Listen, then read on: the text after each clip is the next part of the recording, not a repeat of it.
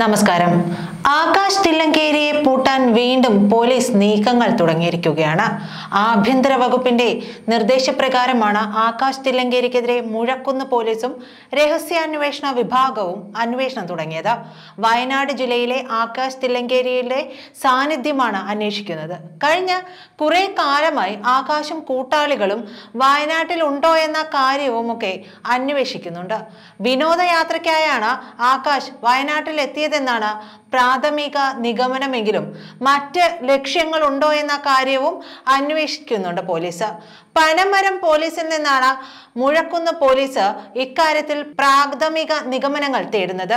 കൊടുവള്ളിയിലെ സ്വർണ്ണക്കടത്ത് സംഘവുമായി ആകാശ് തില്ലങ്കേരിക്ക് ബന്ധമുണ്ടെന്ന ആരോപണവും ഉയർന്നിരുന്നു. ആകാശിന്റെയും കൂട്ടാളികളുടെയും സാന്നിധ്യം അത് സ്വർണം പൊട്ടിക്കലുമായി ബന്ധമുള്ളതാണോ എന്ന കാര്യമാണ് പോലീസ് അന്വേഷിച്ച് വരുന്നത്. എടയന്നൂർ ഷുഹൈബ് വധക്കേസിലെ ഒന്നാം പ്രതി കൂടിയായ ആകാശ് തില്ലങ്കേരി ഓടിച്ച തുറന്ന ജീപ്പിൽ ഒട്ടേറെ ക്രമക്കേടുകളുണ്ടെന്നാണ് മോട്ടോർ വാഹന വകുപ്പും കണ്ടെത്തിയിരിക്കുന്നത്. ആകാശ് തില്ലങ്കേരി ഓടിച്ച ജീപ്പ് അടിമുടി വ്യാജനാണെന്നാണ് മോട്ടോർ വാഹന വകുപ്പ് നൽകിയിരിക്കുന്ന റിപ്പോർട്ടും. ആകാശ് സഞ്ചരിച്ച തുറന്ന ജീപ്പ് പൂർണ്ണമായും റീഅസംബിൾ ചെയ്തതാണെന്ന് കണ്ടെത്തുകയും ചെയ്തിട്ടുണ്ട്. ഇതേ തുടർന്ന് വണ്ടിയുടെ രജിസ്ട്രേഷൻ സ്ഥിരമായി റദ്ദാക്കാൻ മലപ്പുറം RTOയ്ക്ക് വയനാട് എൻഫോഴ്സ്മെന്റ് RTO ശുപാർശ ചെയ്യുകയും ചെയ്തു.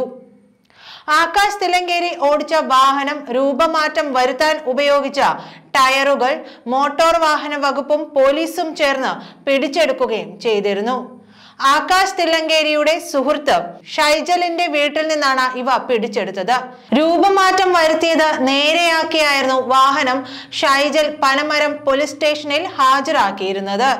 അതേസമയം തന്നെ ചട്ടവിരുദ്ധമായി വാഹനങ്ങളിൽ രൂപവ്യത്യാസം വരുത്തുന്നവർക്കെതിരെ നടപടി ആവശ്യപ്പെട്ട ഹൈക്കോടതിയും സ്വമേധയാ എടുത്ത കേസ് ശനിയാഴ്ച വീണ്ടും പരിഗണിക്കുകയും ചെയ്യുന്നുണ്ട്.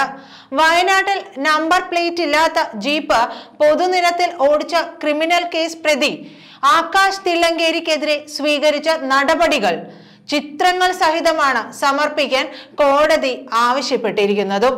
IAS IPS ഉദ്യോഗസ്ഥരടക്കമുള്ളവർ ചട്ടം ലംഘിച്ച് ബീക്കൺ ലൈറ്റുകൾ ഉപയോഗിക്കുന്നതും തടയണമെന്നാണ് കോടതി ആവശ്യപ്പെട്ടിരുന്നത്. ഇതിനിടെ ആകാശ് എന്തിനാണ് വയനാട്ടിൽ പോയതെന്ന കാര്യവും പോലീസ് അന്വേഷിക്കുന്നുമുണ്ട്.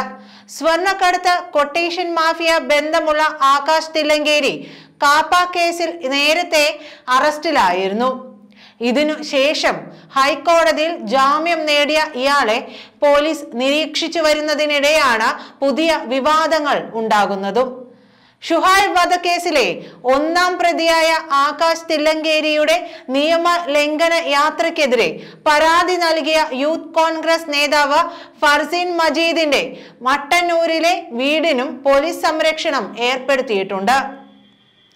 മട്ടന്നൂർ വെള്ളിയാംപറമ്പിലെ വീട്ടിലാണ് നിരീക്ഷണം ഏർപ്പെടുത്തിയിരിക്കുന്നത്. നൈറ്റ് പട്രോളിംഗും വീട്ടിൽ കാവലുമാണ് ഏർപ്പെടുത്തിയിരിക്കുന്നത്. ഫർസീനെതിരെ ഭീഷണിയുണ്ടെന്ന രഹസ്യാന്വേഷണ വിഭാഗം റിപ്പോർട്ടിനെ തുടർന്നാണ് വീടിന് കാവൽ ഏർപ്പെടുത്തിയതും.